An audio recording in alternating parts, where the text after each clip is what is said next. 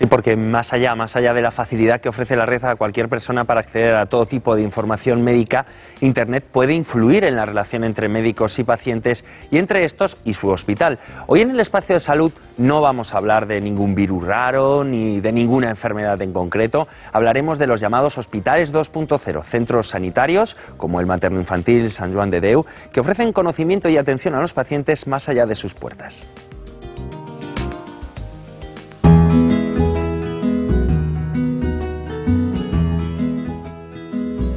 El Hospital Líquido es un hospital más flexible, es decir, que se adapta mejor al entorno, se adapta mejor a las peticiones de los pacientes, a las necesidades de otros hospitales y de otros actores que trabajan con el hospital.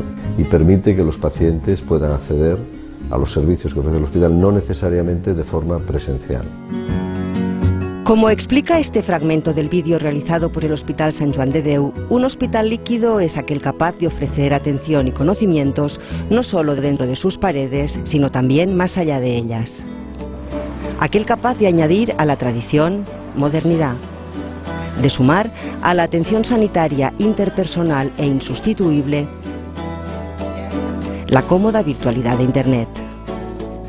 Al frente del área eHealth y Salud 2.0 está el asturiano Jorge Juan Fernández, quien nos explica quién ideó la expresión hospital líquido. Es una idea de nuestro gerente, que es una persona muy creativa, entonces dándole vueltas a la idea, ¿no? Él jugó con las palabras de hospital, ¿no? Y de ahí cogió la H y de 2.0, de las herramientas 2.0, entonces lo pegó todo, bajó el 2 y dijo, esto es el agua, y la metáfora del agua pues le gustó, ¿no? O sea, el agua es una cosa limpia, es una cosa transparente, es una cosa que alimenta, ¿no? Tiene muchas connotaciones, ¿no? Y esto entroncaba con aquel momento cuando el filósofo Bauman no le daban el premio Príncipe de Asturias, etcétera, de las sociedades líquidas, etcétera. El proyecto 2.0 de Sant Joan de Déu se compone de 4 bloques de trabajo. El primero es lo que llamamos las comunidades online, el segundo es lo que llamamos las redes sociales, el tercero es lo que llamamos la eHealth o la prestación de servicios, las formas de atención no presenciales, y el cuarto es lo que llamamos el e-learning o las formas de trabajo colaborativas. Uno de los portales en funcionamiento es la guía metabólica, dedicada a las enfermedades congénitas del metabolismo. Informa sobre este tipo de dolencias minoritarias, atiende consultas de padres y sirve para poner en contacto a las familias afectadas. A través de nuestro portal se han conocido los 2 o los 3 únicos casos, ¿no? de una enfermedad concreta, uno que está en, por ejemplo, Galicia y otro que está en Cádiz, ¿no? Y solo si les damos este instrumento son capaces de conectarse.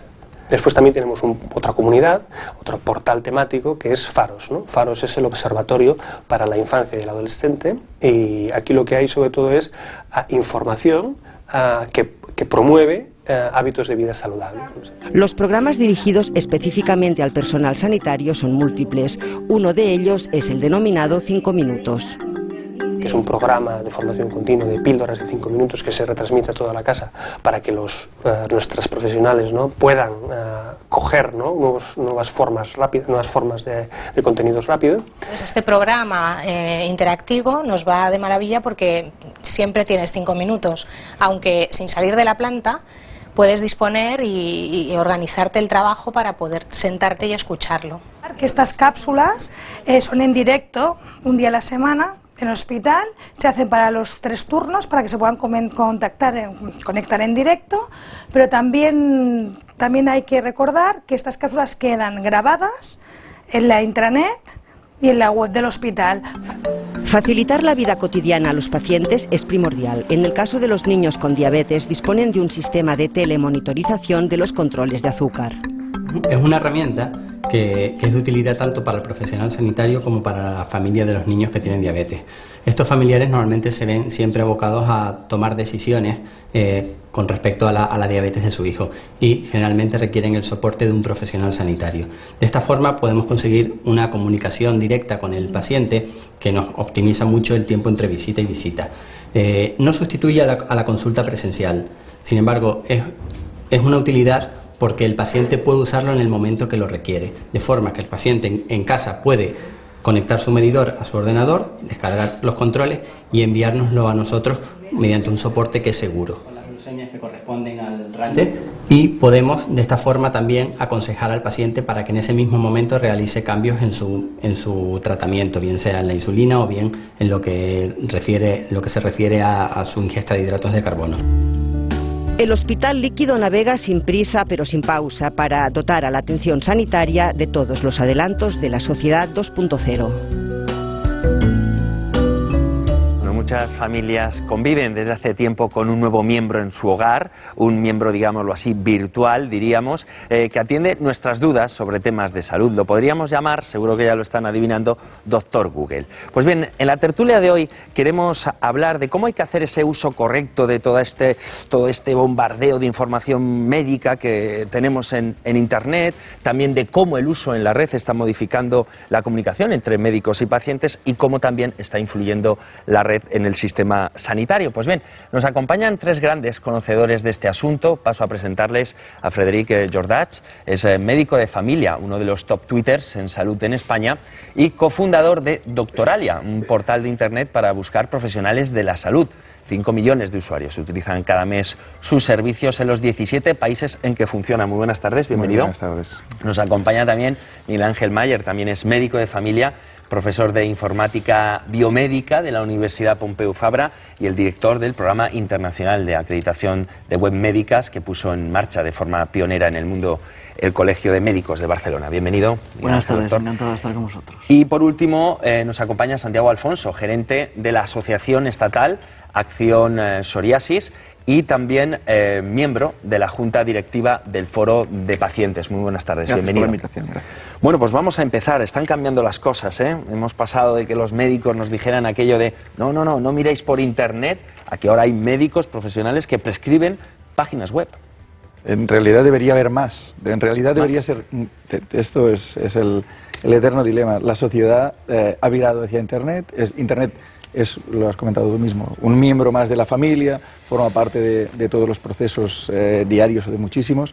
Entonces, lo lógico es que en el proceso de búsqueda de información o de informarse cuando uno está enfermo o cuando tiene un familiar enfermo, entre, funcione y venga de la mano de gente acreditada y que sepamos que es de confianza, que es uno de los principales problemas con los que se encuentra cualquier internauta, entiendo yo. Debería de haber más páginas. Sí, es lo que comentas, ¿no? Es decir, ahora en las consultas es posible prescribir páginas web, es decir, lugares donde el paciente puede recabar información relativa pues al tratamiento que está recibiendo, a la enfermedad que tiene y por lo tanto de alguna manera mejorando ese conocimiento de esa enfermedad y de esta manera pues facilitando incluso el trabajo del médico que le está atendiendo, ¿no? ¿Los pacientes reclaman más foros? Los pacientes reclaman foros. Cuando una persona se le diagnostica una enfermedad crónica, es obligatorio que esa persona conozca su enfermedad porque va a vivir con ella toda la vida y es necesario que ese paciente utilice las herramientas tecnológicas para informarse de su patología y Internet, sin duda, es la herramienta de información por excelencia. Bien usada. Internet bien usada, porque una de las iniciativas para garantizar que la información médica sea fiable es la que lidera el doctor Mayer. Cuéntanos un poquito en qué consiste ese sello de calidad que otorgan no solamente en España, sino también en Latinoamérica. Es un sello de calidad que se otorga pues, a las páginas web que forman la comunidad de Web Médica acreditada. Es una iniciativa que iniciamos ya hace años en el Colegio de Médicos de Barcelona y fue pues, para responder a una necesidad que vimos que estaba ahí con Internet. Es decir, cuando nos enfrentamos a Internet o queremos obtener información, nos planteamos dos preguntas, ¿no? La primera pregunta es, ¿dónde puedo obtener esa información? ¿Dónde puedo obtener aquella información que satisfaga mi necesidad de conocimiento sobre ese tratamiento, sobre ese diagnóstico? Y la segunda pregunta que nos hacemos es, una vez tengo esa información, ¿puedo fiarme de esa información? ¿Realmente esa información es veraz? ¿Puede aplicarse a mi caso? Y entonces, para intentar responder precisamente a estas dos preguntas, fue cuando iniciamos el programa de calidad de Web Médica acreditada con la intención de crear una comunidad virtual en la que los pacientes, los usuarios en general de Internet, se sientan más tranquilos, más seguros a la hora de encontrar, manejar esa información en Internet. Claro, de todas formas, para que esa información sea fiable no está de más consultar varias páginas, doctor, ¿no? Hombre, lo más lógico debería ser que le consultaras a tu médico. O sea, nadie mejor que tu médico te va a decir dónde tienes que ir, qué tienes que consultar, quién es bueno, de la misma forma que vas a cualquier experto a preguntarle sobre cualquier tema. En este caso, el que mejor conoce nuestra patología es nuestro médico y el que mejor debe conocer fuentes y si no las conoce tiene el deber moral de conocerlas y de aprenderlas es el médico que nos está tratando. Es el único que realmente debería ser el más fiable. En ausencia de del médico por lo que sea, por horarios, porque evidentemente una cosa es lo que nos gustaría a nosotros como usuario, que es tener 24 horas al día un médico al que consultarle y tenerle ahí encima y tal, y para lo que a veces, que es lo que temen muchas veces los colectivos profesionales sanitarios. Es decir, a mí me comporta que tengo que estar contestando correos o consultas o cosas 24 horas al día, cuando mi horario laboral es de tal hora a tal hora. El problema es este, más allá de lo que sea lo que te diga el médico, encontrar fuentes fiables debería ser mucho más sencillo, y para entidades como el Colegio de Médicos de Barcelona se haya interesado en esto, entiendo que es una grandísima ventaja para todos los usuarios a la hora de acceder a la información.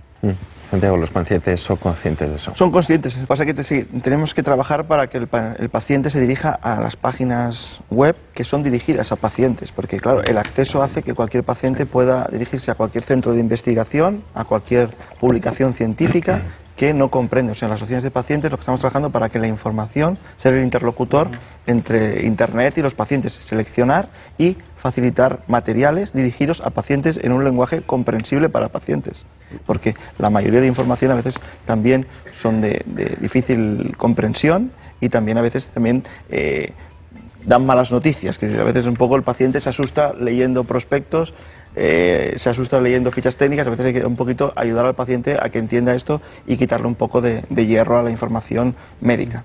Yo creo que son todos esos factores los que tienen que unirse para garantizar que el paciente o el usuario en general pues adquiera o pueda llegar a esa información adecuada. Y en ese sentido pues nosotros también creo que pudimos contribuir pues con la creación de una guía, de un decálogo. Son 10 recomendaciones para el usuario en general, es decir, para no profesionales, a la hora de entrar a Internet, de cómo manejarse con estas páginas con información sanitaria, y finalmente, pues como nosotros remarcamos la última, la 10, la recomendación 10, pues finalmente, como Federico comentaba, al final comentar con tu profesional sanitario, con tu médico, con tu enfermera, con tu farmacéutico, pues si te surge alguna duda, esa información que has encontrado, ¿no?, pues comentarla con el profesional sanitario para asegurarse de que realmente esa información es adecuada y es aplicable a su caso, como comentaba él, porque claro, la información puede ser muy correcta, pero a lo mejor no es aplicable en tu caso personal, en el que tienes pues unas características determinadas, en el que tu situación es muy concreta y que no se puede generalizar, ¿no? Por lo tanto, yo creo que es importante trabajar con diferentes elementos, y con todos estos elementos podemos, yo creo, que garantizar o mejorar el acceso a esa información en Internet, ¿no? Claro, muchas veces ante esta situación aparece un nuevo concepto, ¿no?, el del paciente empoderado, ¿no? Maneja tanta información que, quieras que no, quiere también formar parte de su tratamiento, decir esto sí, esto no. Yo no sé si esa actitud, doctor, es buena. Hombre, a ver, ni es buena ni es mala, ¿no? Entonces habrá un 20-30% de la gente a la que realmente quiere intervenir en todos los aspectos del tratamiento. Habrá un 70% de la gente, también seamos realistas, que hay gente para todo, que diga, oiga, doctor, usted, la clásica pregunta y el clásico comentario era el de, usted, si fuese su madre, si yo fuese su padre, a su madre usted le haría esto, o qué le recomendaría y tal. Es decir, hay una delegación de todo el proceso, pero hay un componente muy claro, cada vez mayor, de decir, oiga, a mí, ¿ustedes qué me van a hacer? Quiero saber exactamente todo. Y es donde entra la figura, digamos, histórica, periodística del paciente empoderado que se ilustra en el Dave de Bronkart, que era un profesional de la industria farmacéutica americana, al que le diagnosticaron un cáncer renal con metástasis absolutamente intratable, absolutamente incurable, y que le daban de 6 meses de vida. Este hombre no se resignó al tema y fue buscando por Internet, porque era sencillo, era en 2006, 2007 creo, y fue buscando por Internet soluciones, posibilidades, cosas que estuviesen pasando en el mundo. El truco es que él es un personaje de la industria farmacéutica, es decir, también sabe qué ir a buscar, que eran estudios que estuviesen en unas fases iniciales para ver si había alguien que estuviese buscando una solución, y el truco es que, bueno, que se movía en un entorno anglosajón, cosa que también, queramos que no, nos limita la lengua castellana. El centros de investigación que trabajan en lengua castellana tampoco es tan frecuente como el inglés. En este sentido, él encontró un tratamiento experimental que estaba en las primeras fases y tuvo la suerte de postularse, que le aceptaran, que ya es un gran tema, y que encima el tratamiento saliera bien. Es decir, seguro, está vivo, y hace 5 años y fue a la boda de su hija, y ya es una batalla que él le ha ganado a la enfermedad porque él se interesó Es decir, en este sentido es ejemplarizante que él estuviese interesado en su patología y se moviera porque le iba la piel en ello, pero sobre todo quería participar, quería ser parte del proceso clínico, y es algo que deberíamos aprender todos. Pero en este caso demostró saber un poquito más que su médico. Demostró un conocimiento que su médico no podía tener nunca, que es el hecho de ir a buscar cosas que no existen. O sea, él fue a buscar una quimera y la encontró, lo que no quiere decir que todo el mundo la pueda encontrar.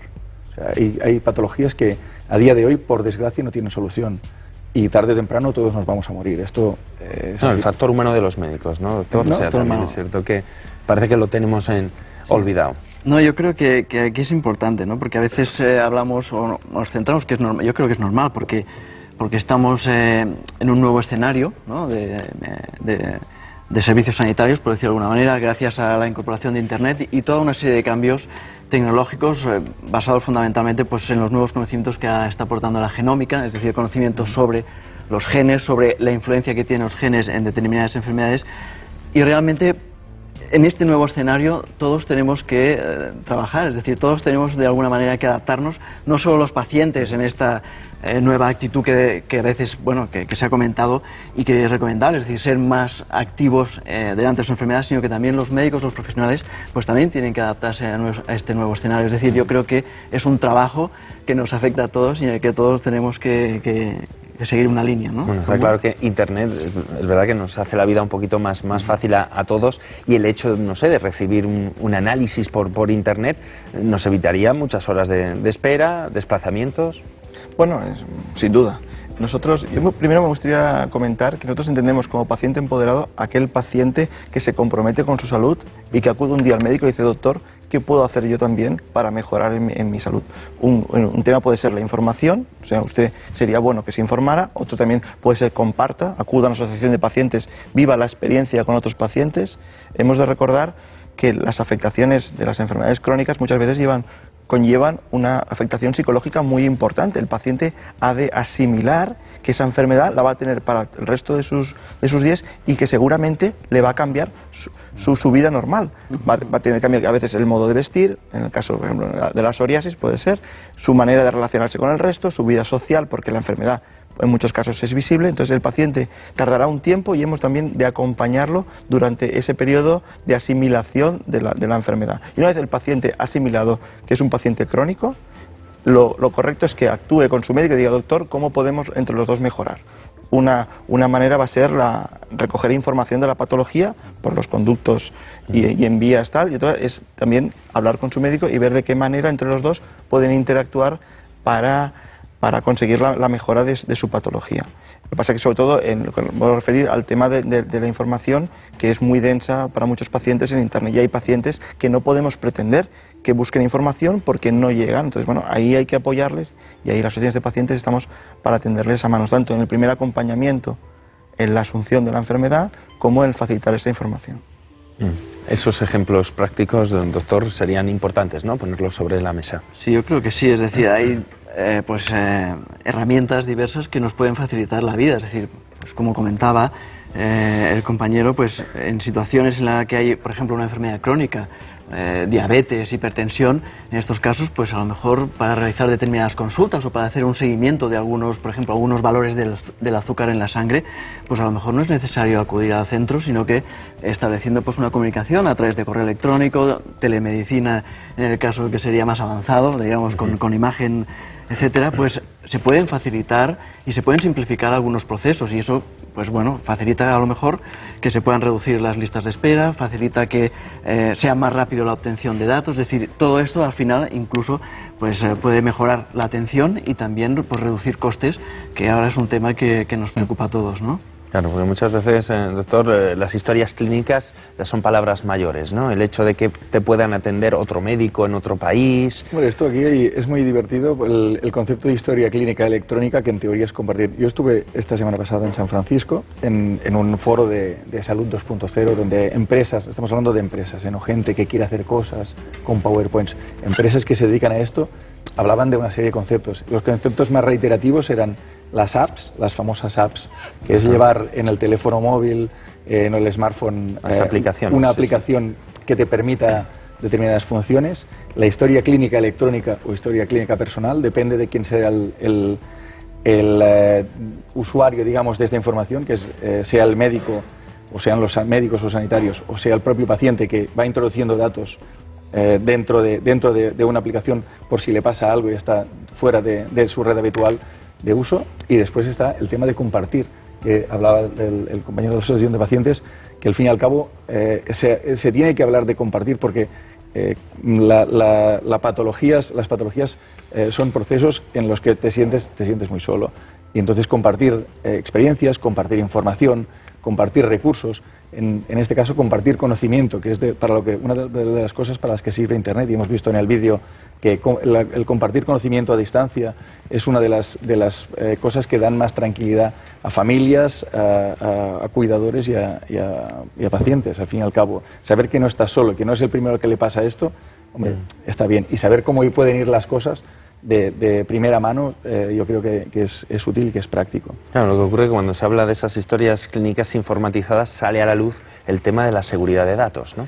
Claro, es un tema importante, pero pensemos que se han realizado. En el momento que se ha decidido poner en marcha las historias clínicas electrónicas, se han implementado unos sistemas de seguridad que yo creo que podemos estar muy tranquilos en cuanto a que esa información está perfectamente preservada y que la privacidad de los pacientes está totalmente a buen seguro. ¿Los pacientes son conscientes de esa seguridad? Bueno, los pacientes depositan en las administraciones la seguridad y son ellos los que han de velar. Tenemos una ley de protección de datos que es muy estricta y lo único que pedimos es que se cumpla lo que marca la ley.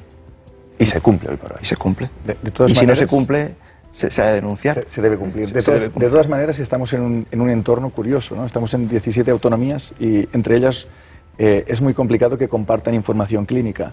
Imaginemos en el entorno europeo, y hay un proyecto que se está gastando millones y millones de euros en intentar compartir la mínima cantidad necesaria de información clínica para que si tú te vas de viaje a Düsseldorf y te pasa algo allí, los médicos de allí sepan exactamente lo que tienes, de qué te medicas, qué te ha pasado y el historial que puedas tener. Es decir, estamos en un punto que puede parecer, según quien lo diga, que todo lo tenemos hecho y estamos empezando todavía, compartir información clínica.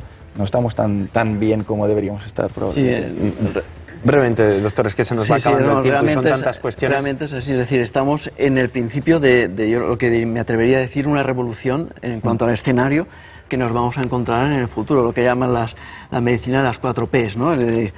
Que podrá predecir lo que va a ocurrir, es decir, porque tendrá información suficiente para saber qué puede ocurrir a aquella persona. Eso generará la posibilidad de prevenir determinadas enfermedades. Luego, por otro lado, sea personalizada, es un poco lo que se ha ido comentando, es decir, cada persona, cada enfermo tendrá pues unos tratamientos muy concretos que le irán bien concretamente a esa persona. Y luego participatoria, es decir, la P de participar, que es lo que también se ha comentado, porque el paciente junto con el sistema sanitario pues formarán un uno en el que será posible pues compartir esa información. ¿Y ¿no? se puede decir que en épocas de crisis ayuda Internet a abaratar costes? Evidentemente. Sí, evidentemente, solo sí. El coste de las ambulancias, de llevar gente arriba y abajo para que lo vea el médico y diga, está bien, se puede ahorrar. Se puede ahorrar en el tiempo que tú tardas, y que es para lo que surgió Doctoralia inicialmente, que es pedir cita directamente online en vez de estar una hora colgado al teléfono. ¿Por qué está teniendo tanto éxito? ¿Por eso quizás, doctor? Precisamente porque los problemas son universales. Estamos en 17 países porque todo el mundo tiene el mismo problema de accesibilidad a los servicios médicos. Por ejemplo, en nuestro caso nos hemos enfocado mucho al proceso de pedir cita, de encontrar médico y de que los médicos valoren a los pacientes, valoren a los médicos y a los sanitarios cómo les ha ido como experiencia. Lo que hacíamos antes, o lo que hacen las asociaciones de pacientes, diciendo quiénes son los médicos que tratan esa patología concreta, o quiénes son, qué tal es este médico, si es bueno, es malo, te trata bien o te trata mal, es información que nosotros hemos puesto en Internet y que hacemos que aporten los propios pacientes. Nos quedan 2 minutos, pero sí que me gustaría que analizáramos qué es lo que falta, ¿no?, para terminar de despegar del todo desde el punto de vista también de los pacientes, confianza por parte de los médicos, la administración. Bueno, falta quizás que todo el mundo sepa un poquito lo que ha de hacer, ¿eh? O sea, que el paciente sepa qué ha de hacer de paciente, la administración haga de administración y luego los recursos que dispongamos nos funcionen. Ordenar un poco, quizás nos falta el tema, y yo creo que es primordial que entendamos sobre todo la afectación psicológica que conllevan las enfermedades, no dejar solo a los pacientes, acompañarlos desde el minuto cero en las patologías.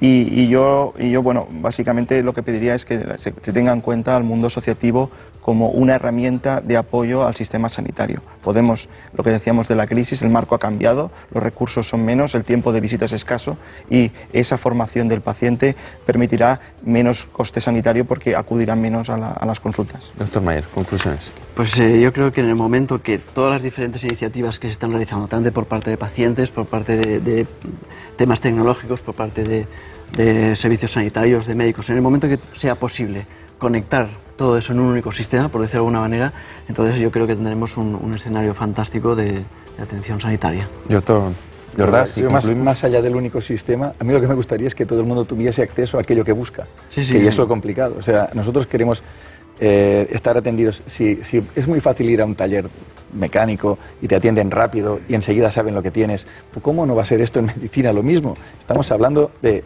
mis compañeros médicos me van a matar, pero estamos hablando de lo mismo. Estamos hablando de que la gente quiere un servicio inmediato, tenerlo, que le traten bien y que le solucionen el problema hasta donde se puede ir ganando todos, ¿no? Es la cuestión. De acuerdo, pues lo dejamos aquí. Muchísimas gracias a los tres por estos minutos.